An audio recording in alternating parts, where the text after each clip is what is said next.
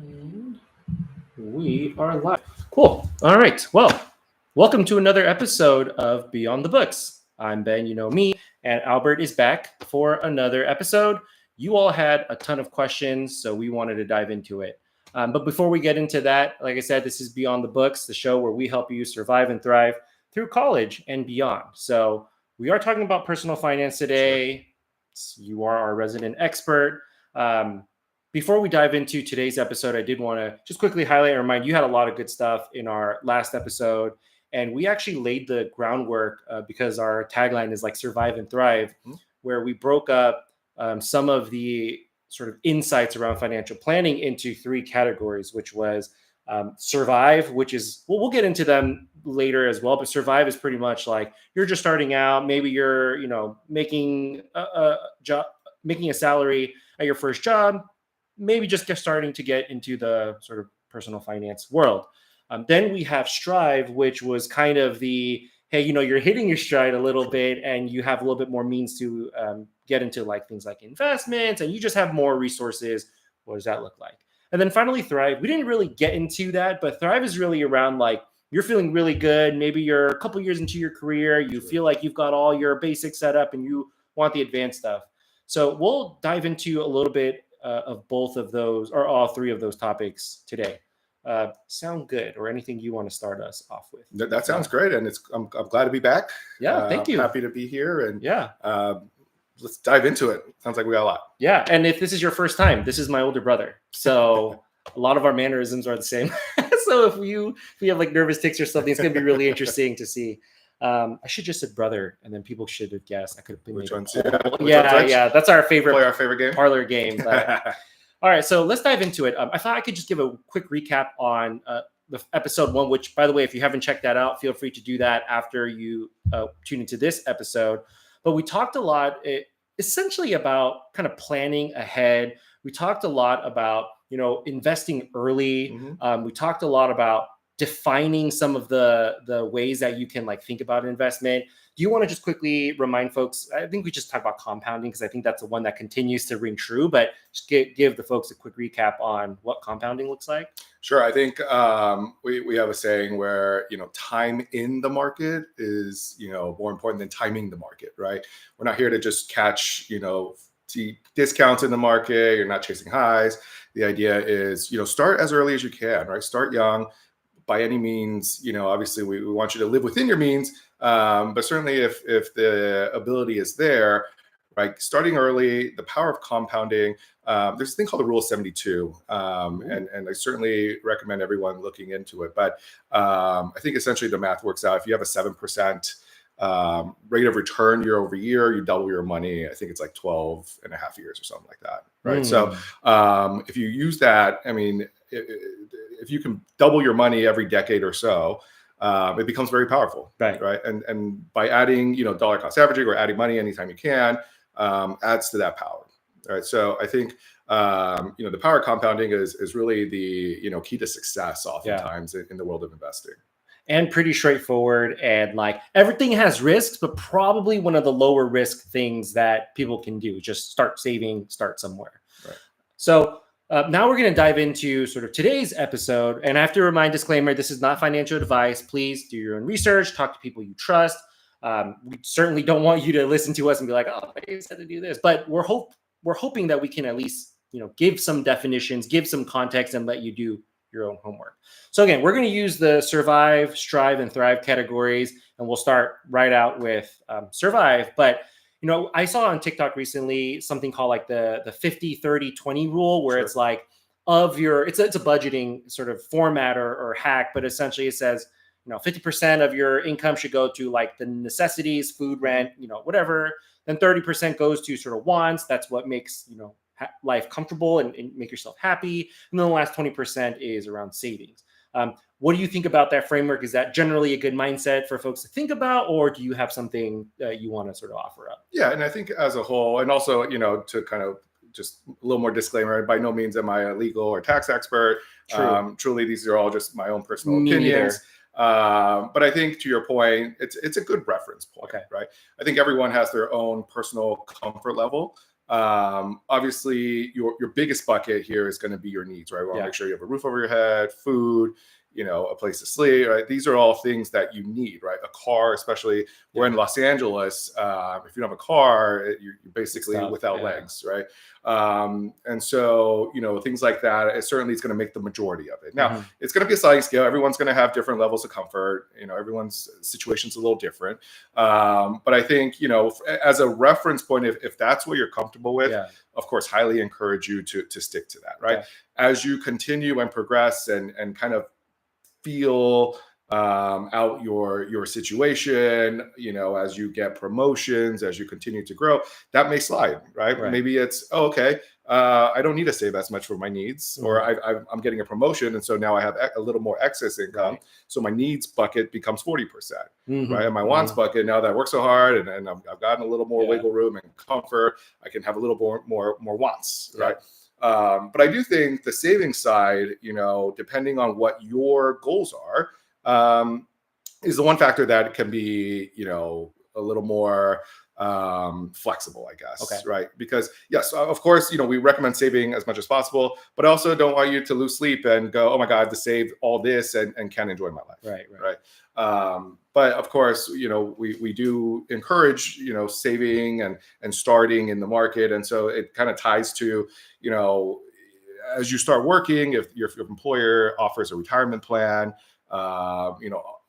always, recommend utilizing that first, right? Because going back to our first message about compounding, when you add compounding plus, tax deferral in these sort of retirement vehicles, the Rule 72 actually gets a little more interesting, where if you're not accounting for like taxes that, 12 and a half years that I've mentioned earlier, and I'll double check that number, but I think it shortens to much shorter, right? Because now you're not having to deal with taxes on it, so I think just in terms of saving, some people are really aggressive, right? I know out there's people who really subscribe to this FIRE theory, right? Financial independence, retire early. I've heard that. That's something that's really garnered a lot of popularity over the years. I think, people who subscribe to that are going to save a little more aggressively, right? Versus folks who, really just want to enjoy their life while they're young still, while they can, right? And then maybe savings is not as, as a top tier requirement for them, and that's okay, right? Everyone will kind of figure out their cadence, right? But I do think, start first. If 50, 30, 20 is a good starting point for you, just because you have no frame of reference, start there. Right? And then as you kind of go through it and you do your monthly budget, see what your rent costs, see what your car payments are, see what you need to, groceries, utilities, all your monthly sort of expenditure. Now net that out. Okay, so then what are my needs? Or what are my goals, right? Or what are my wants, right? And then you say, hey, I want to go out a couple times a month. I want to, buy a home. That might be a long-term goal. And maybe that sits in the savings side, right? But, or, hey, I need to, upgrade my car, or I need a new laptop, or I want to go on 2 vacations a year. These are all things that are fair, right? And very much need to be planned for. And so things like that, I think, then makes that 50, 30, 20 a sliding scale for each person, And then, like you said, like for every person, if you live in a high cost area, maybe it's 60%. Sure, right. Maybe if you're in a lower cost, it's 35, and then you just have more to work. So it's like a sliding scale with a relationship. So you slide one up, the others have to go down. And then I also wanted to kind of double click on your point around like each bucket then can have their own strategy on how you deploy that. So as you said, your wants very much could be short-term wants. I want to drink boba, like once or twice a week or whatever. Or it could be something more nuanced, like I want to save for a new car or something. And that might kind of start overlapping your savings. So it's not very rigid, but it, like you said, it's a frame of reference.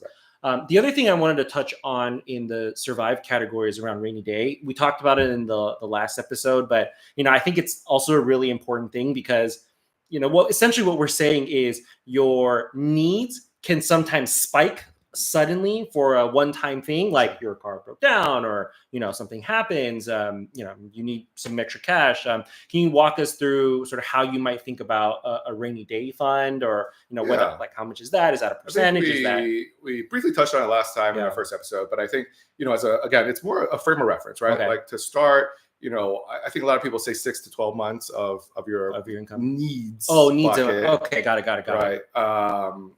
Is what you want to have saved up. Okay. And some people just say, yeah, 6 to 12 months of income, truly, because let's say, you know, God forbid you lose your job or you get laid off, right?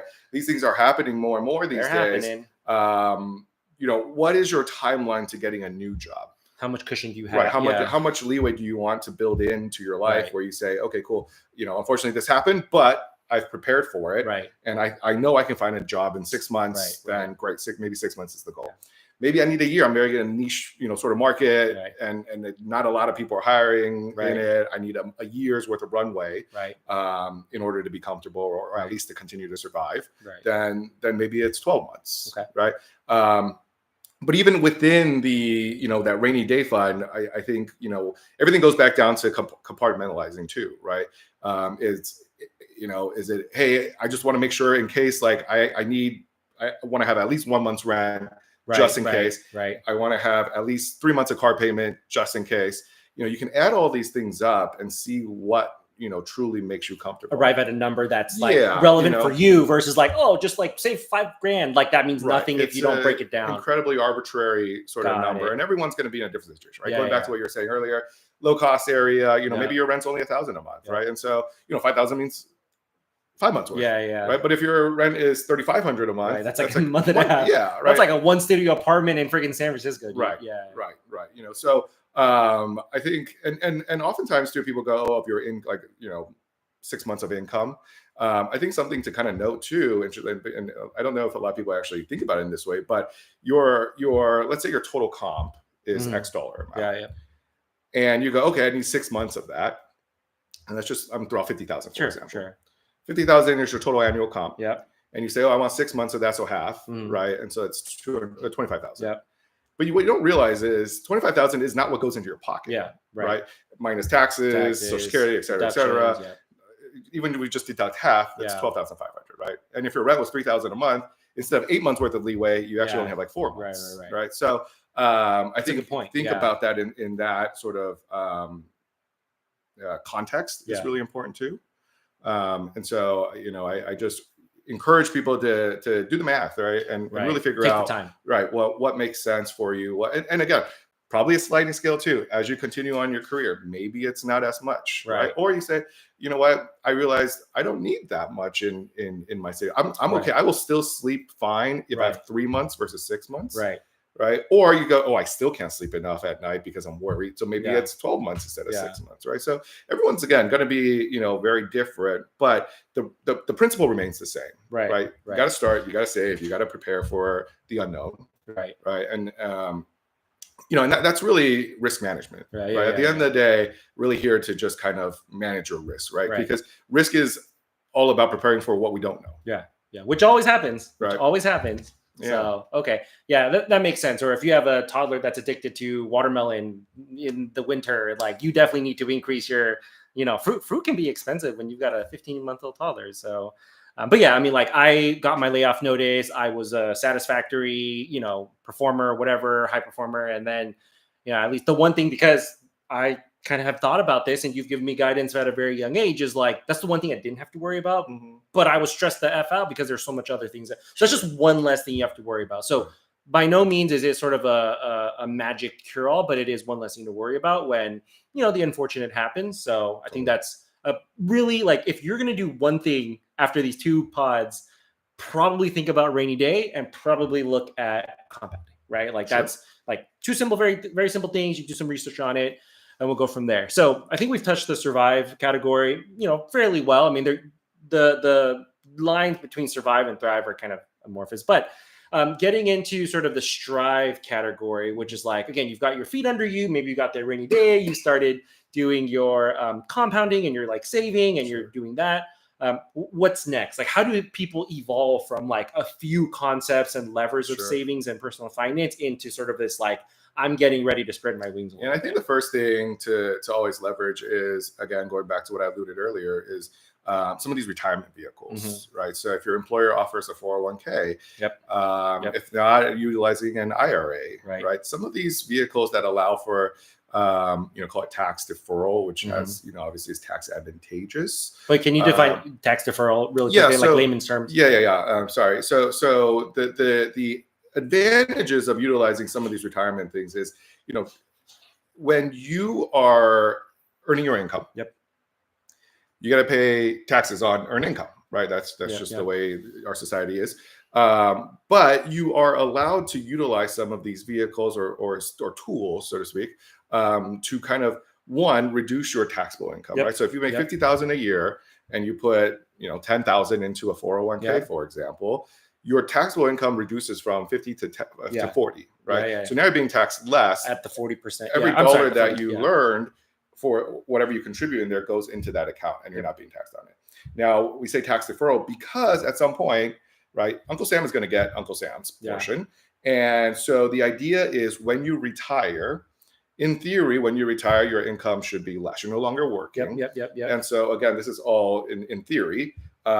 Your income should be less. And so when you take that, those dollars out in retirement, that then becomes taxable income to you. Right. And so the idea is, as you kind of grow in your career, utilize these, sort of tax advantageous tools to continue saving, right? Because again, that compounding then builds even stronger because you're not taking dollars away in paying your, Social Security, FICA, all so on and so forth. And then, I think that's where I always, say take the most advantage of. There are maximum contribution limits each year, and you can look that up on your own. But I think always a lot of times people get discouraged if their employer doesn't do like a matching, right, or if it's like small, right, if it's like 2%, like, but that's still every dollar still compounds, right, going back to the theme. And so I still encourage, even if your employer doesn't match, even if there's no or additional benefits to doing it, the vehicle or the tool itself is already a great benefit. Right. So definitely take advantage of it. Of course, if you're using an IRA, there's limits there too. Again, encourage you talking to a tax professional to get guidance on that.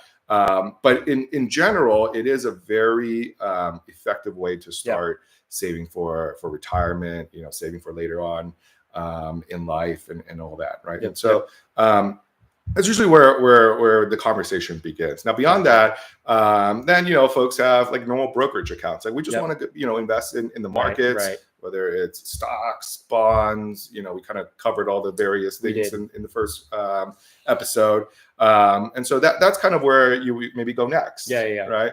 And then beyond that, there's so many different tools, and everyone's situation is going to be different. If you're employed with a W-2 versus if you're a consultant with a 1099, again, these are all going to be different tax situations, and there are different tools at your disposal to utilize, right? And I think really financial planning is almost like a game of chess. All your pieces are there. It just depends on how you want to utilize it, right? To reach your goals.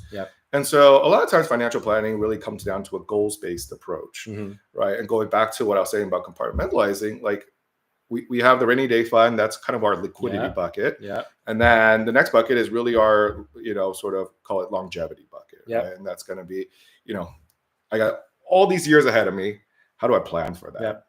How do I, make sure that I have enough by the time I retire, I will be able to do what I want.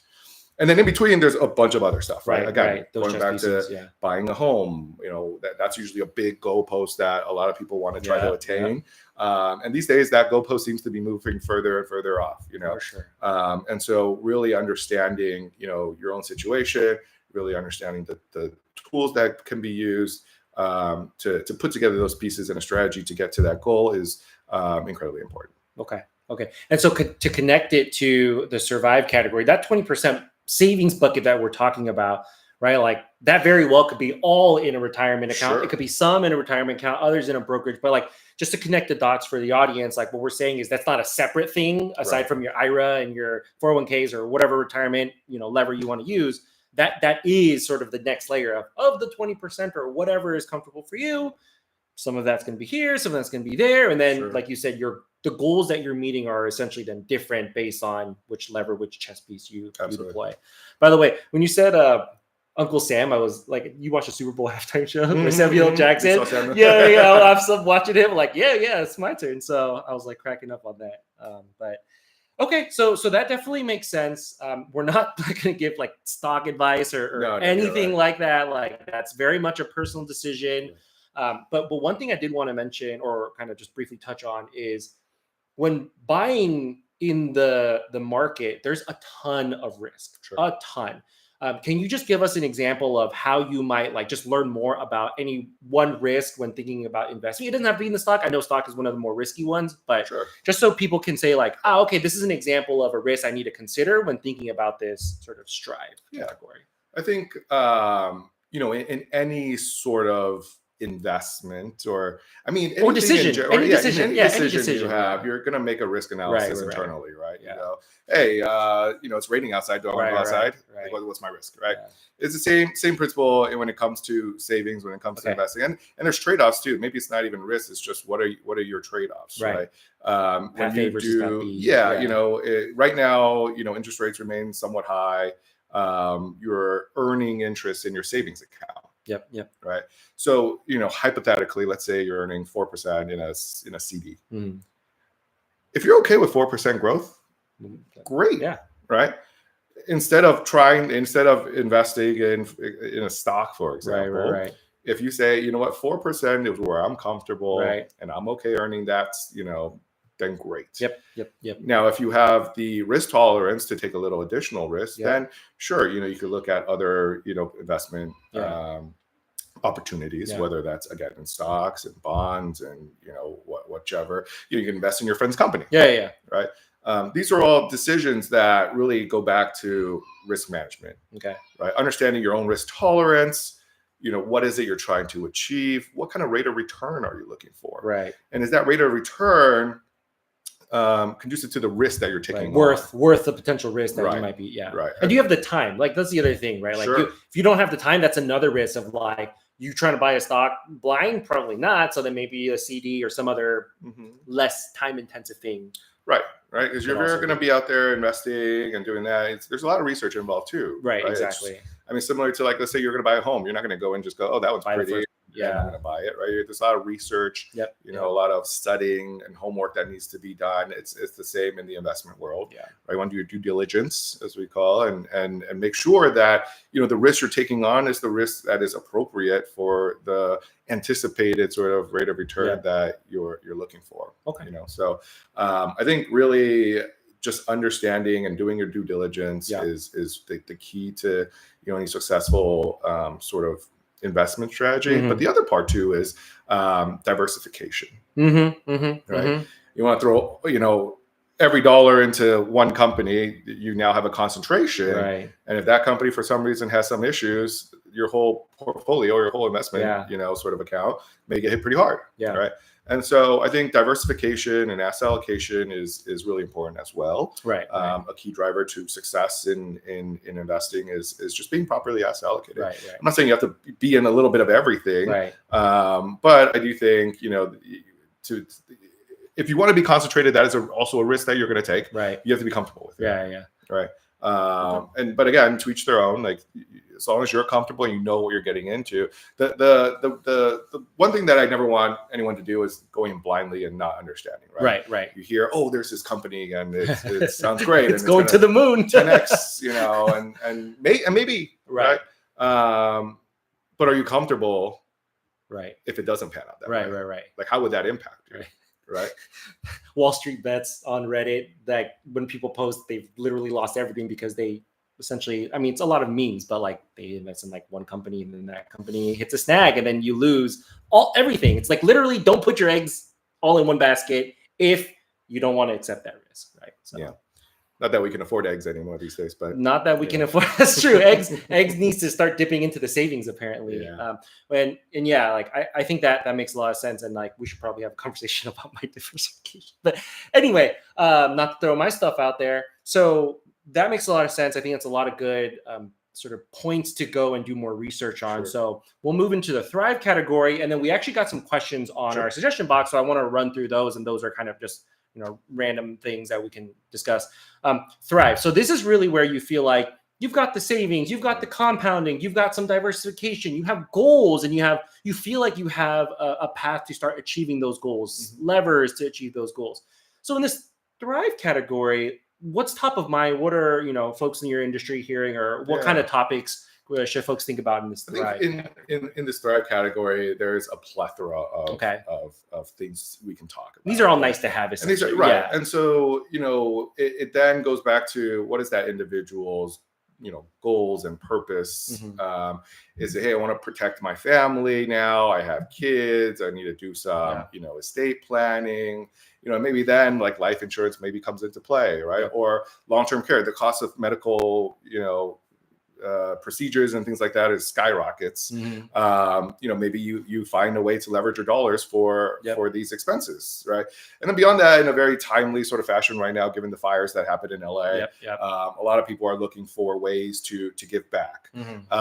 And so the charitable side, the philanthropy of it, has been a big topic lately. And and the great thing is there are, again, sort of tax advantageous benefits when you do a charitable donation, right? Whether it's you just write a check to a charity, right? Like Boba Talks, such as Boba Talks, any nonprofit organization.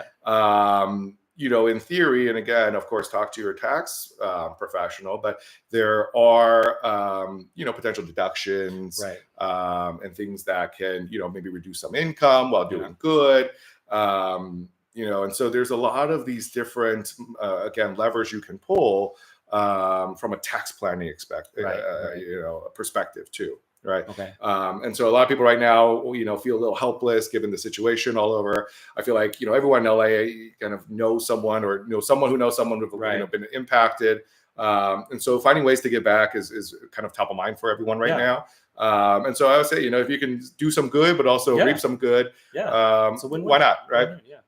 So there are a lot of these kind of things that can be utilized for your own personal benefit, but also for the benefit of the community. And then beyond that, I think it really just comes down to what are some of the other goals that you might have, because again, the world's your oyster out there. There's so many different things you can utilize, and certainly don't want to just categorize it all under one category. But certainly once you're there in that Thrive sort of chapter in your life, there's so much more options too, right? Because then it just becomes, if I'm philanthropically driven, I want to do charitable work, great, right? To be a little, out there, like I want to own a Ferrari, right? And so then that means, okay, so what I got to do to get there, right? So there's just a lot of different, everyone's in different place. Everyone's had different goals, right? And then at that point, you're maybe even thinking about leaving a legacy behind, right? And so for your kids or whatever that might be, how do we want to do that, right? And so there's a lot of questions that can be asked, and there's a lot of tools that can be utilized, and that's really open for conversation. Yeah, no, very timely, because I started talking to a lawyer about stuff like estate planning, and I learned so much around like stuff like property can't be, transferred through a will, and you need to do some other stuff, and definitely in the Thrive category for sure, but like definitely some good stuff there that you don't want to get caught off guard, or worse, you're not around anymore and your family has to get caught off guard and go deal with that. So cool. Well, that definitely a lot to give to the audience. So thank you for the insight. Let me pull up some questions here that we got in the suggestions box. I think we actually covered it in terms of some of the agenda items. So someone's asking around if we can talk through stuff like insurance and IRA and IRB. Is that a thing? IRA versus IRB? Not super familiar. Maybe retirement accounts. That's how I'm reading it. We didn't talk a ton about insurance. Anything worthwhile? I think insurance is pretty, most people have either health insurance, car insurance. These are things that you need to survive. But any other types of insurance that you want to call? And oftentimes that kind of ties back to workplace benefits. Right. Health insurance, obviously, very common through workplace. Auto insurance, things like that, you buy on your own. Again, insurance is really a means to mitigate risk. And so beyond that, oftentimes through work too, let's say you have a home, you have a mortgage that's outstanding. Let's say you're the primary earner in the family. And you say, hey, something happens to me. I don't want my family to, carry this burden of potentially losing your home. Maybe life insurance makes sense. Right. And so you buy a coverage that covers enough to make sure that they're okay. Okay. And so oftentimes the most sort of cost-effective way to do that is through your work. Work will have some sort of sponsored benefits, or subsidized, group insurance. right, exactly. And so okay, makes sense. That's one way, and often for early families or Mhm. younger families, I should Mhm, say, mhm. things like term insurance or and again, I'm not an insurance Right. expert or anything Right. like that, but these are again just choices out there that can be looked into, right? Then beyond that, we briefly touched on, even in the insurance category, long-term care is a type of insurance too that you can look into. Personally, I think, again, because with rising medical costs, I kind of want to take care of myself first. Yeah. Right. Right. I don't want the burden to fall upon, family members or Right. Worse, some stranger who's going to come take care of you in case something happens. So, having that leverage there makes a lot of sense. But I think, going back to, 401ks, IRAs, incredibly important to utilize. I highly recommend doing. There's a lot of resources out there that folks can, kind of do some research on. But yeah, if the company, if your employer is fortunate enough, or you're fortunate enough to have an employer that offers that, certainly take a look. Highly recommend take it. a look. Yeah. Take a look. Yeah, like I would categorize that kind of in the strive thrive category. But like if you work at a company and they have some cool benefits, might be worth looking into, maybe just for a point of reference. So totally, yeah. And I think to point out too, a lot of people, when they get hired, they briefly glance through. You forget stuff because that stuff sounds boring. You want to know how much you're getting paid and is there free food and stuff like that. Right. And I think it's good to review those benefits yearly during open enrollment periods, right? Because you never know if the company added new benefits. Right. I think now, even like egg freezing is potentially something that's really popular. Mental health benefits. Yep. A lot of these sort of ancillary benefits are getting more, garnering more importance. For folks out there, maybe it is something that they want to look into. Yeah, and it's another tool for financial planning because it can save you money, in the short term and the long term. So, okay, thanks. I think we hit that question. The next question was how to budget targeting college students and people who live paycheck to paycheck /or minimum wage. I think we talked about this already on the format. I think back to like our colleges, we both worked. Like it's kind of interesting. Your first job was at an ice cream.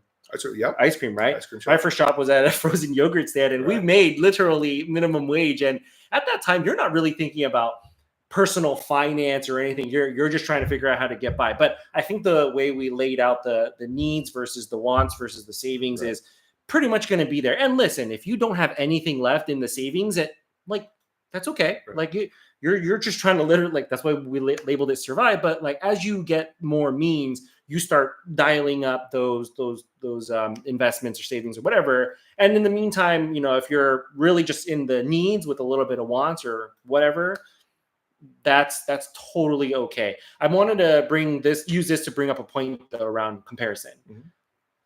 It's very subconscious in a lot of cases, but if you look at LinkedIn, social media, right? Like, especially people within their own age groups tend to compare themselves to other people who maybe doing better, or maybe just have rich parents, or maybe got lucky and get like. Any advice on how people can kind of hush that inner voice, that critic, and just focus on like your path to financial independence, whatever your goals are? Right. I mean, you hit it right on the head, right? I think it's a subconsciously unhealthy thing that folks kind of do, and unfortunately, it's part of maybe it's part of human nature. Maybe it's part of the sort of social media culture that has kind of ingrained itself into our society.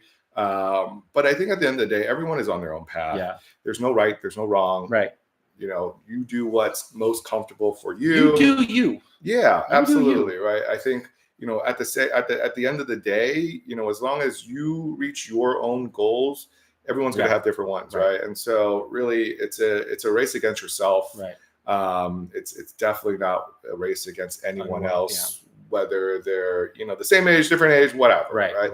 I think it's good to have, call it role models. Right. To want to strive for certain things. Right. But to hold yourself accountable, to someone else's agenda, right, I think is incredibly unhealthy. I think you hold yourself accountable to your own agenda. Yeah, exactly. So yeah, I know it's really hard, but I do think do your best to just kind of do you. Yeah, Right. you do you, boo boo. The other thing I would say is I think the mentor or role model thing makes a lot of sense, but like there's a very simple question you can ask yourself, which is like, are you happy? Sure. Right? I mean, everyone could use more money, and one of the biggest slippery slopes is the more money you make, the more you're like, I could use more, because you kind of ratchet up the things that you want and need and spend money on, whether that's family or nice things or whatever. Everyone always wants more money. That's always, but are you happy?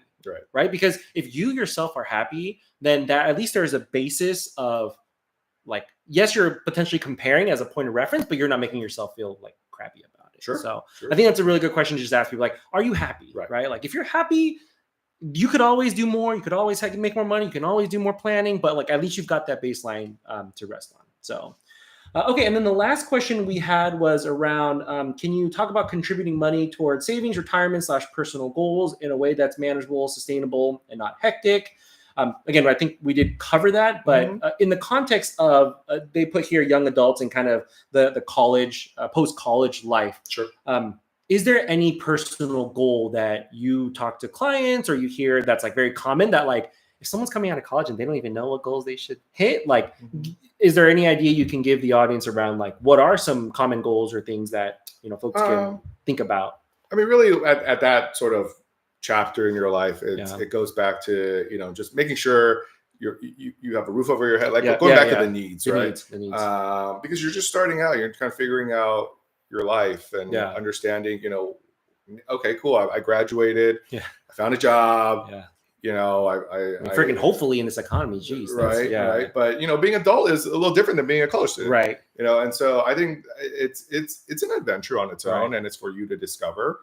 But I think from a goals perspective, right, everyone's going to have, some people come out with, great lofty, lofty is a bad word, but like grand goals, right. And maybe they will hit it, Right. But everyone's very different, right?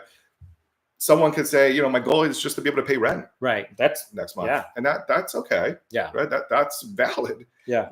But sure. Other people may say, what, in 3 years I want to start a business and make $1 million. Or get that Ferrari or whatever. That's okay too. Right. And so really it all comes down to your personal preference, right? What are your own personal goals, your agenda.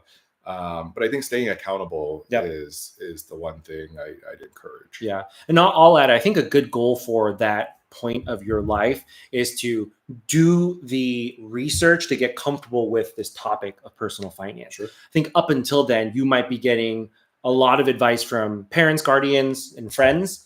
And it's really kind of, you're on the outside looking in because you don't necessarily control directly your finances. But as soon as you make an income, you've got that bank account, you have the visibility into your sort of end-to-end like situation. I think one of the best goals is find some time whenever you have, it doesn't have to be like right when you graduate, but within that time, like especially after your first job, just sit down and understand like, what are my goals and how do I plan to get there? Because I hear a lot of my friends now say, dude, I really wish I actually had at least a plan or at least thought about it, because now I have a plan, but that was 10 years ago because we're old as hell.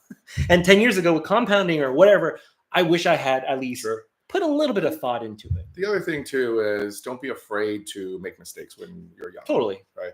That's the best time to make mistakes though, TBH, right? And a lot of times it's that first step that's very paralyzing. Yeah. A lot of folks go, oh my God, so daunting. Yeah. I don't know what to do. Yeah. Or I just don't want to take the first step. Yeah. So I think to your point, doing the research and just giving it a try. Yeah. Right. Do your research, play around, responsibly, of course. Right. But don't be afraid. You're at the start of your career. Do some research, right? Do your homework, make educated, choices. But when you're so early, make a little mishap here and there, like you'll recoup pretty quickly in theory, right? So in the long term, you'll be fine. I just think, don't be afraid to take that first step. Yeah. That's great. I was just going to ask you, that was all the questions we had. And of course, if folks have more questions, you can always send it to the suggestion box. But as we wrap up, any sort of last, my co-host who's not here, Tyler, always takes this, but like, what's one thing that you would sort of convey to the audience as a takeaway?